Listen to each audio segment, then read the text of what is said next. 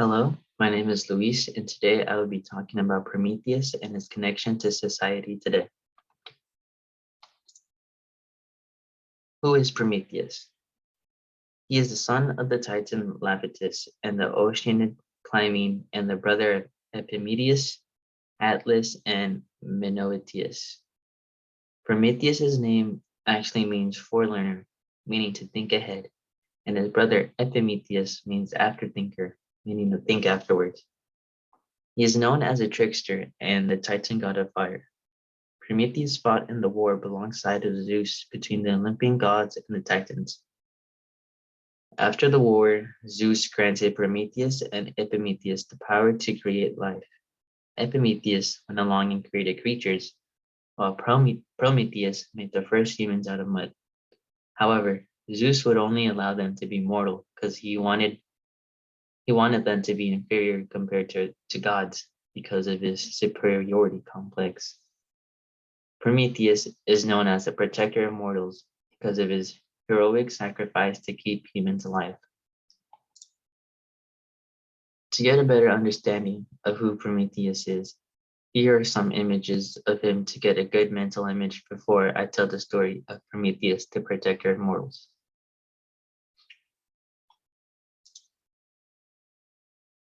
The protector of mortals. The story begins when Zeus asked Prometheus how the portions of an ox would be split. Prometheus then planned a trick that would give humans an advantage. In one pile, he placed the flesh and meat of a bull under the stomach of an animal, and in the other, he hid bones under a layer of glistening fat. Zeus picked the pile with the bones, and as revenge to Prometheus, he took away fire from humans. Without fire, humans were not able to cook their food, or have light when it was dark. Prometheus saw this and knew he had to steal that fire back from Zeus. Prometheus climbed Mount Olympus and hid the fire in a fennel stalk to bring back to the people. With the fire being back, humans were able to cast warmth, make food, and forge weapons. Zeus had saw that Prometheus has now tricked him twice, and as revenge, casted him to a pillar where he would be chained for eternity. Every day, an eagle would eat Prometheus's liver, and the next day, his liver would heal, meaning he would have to deal with the constant pain for eternity. And that is the story of Prometheus, the protector of mortals. What are the main lessons we can get from Prometheus' story? Personally, I think the overall message of the story is to do the right thing for the greater good, meaning it is important to do the right thing not only for yourself, but for others. Prometheus knew there would be consequences for his actions. After all, his name implies that he can think ahead, meaning he saw what Zeus would do to him if he had done what he did.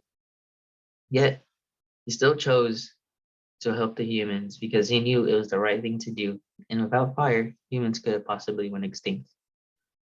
Prometheus was a very morally centered figure, and I think we should try to be more like him. Even if we know there are consequences, we should still stand up for those who can't, because that is the right thing to do.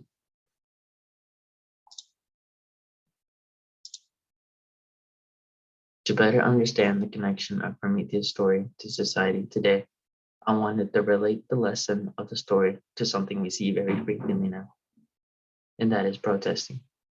Protesting has always been a thing, but as of recently, I think we have been seeing a lot more due to the political climate as of the last 2 to 3 years.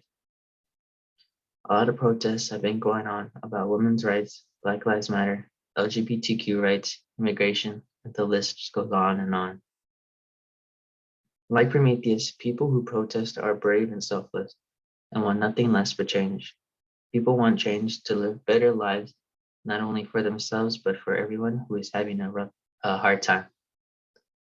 People who protest, who aren't necessarily affected from whatever it is the protest is about, are the people who change the world. Like Prometheus, people who go against what they are told because they can see that is flawed are the real heroes of the world. The people who are willing to stand up for others are fearless. It is important to understand that Greek mythology isn't just folklore. It's not just stories of gods of substantial amount of power. Greek mythology connects us to reality because the characters and figures in it behave as humans.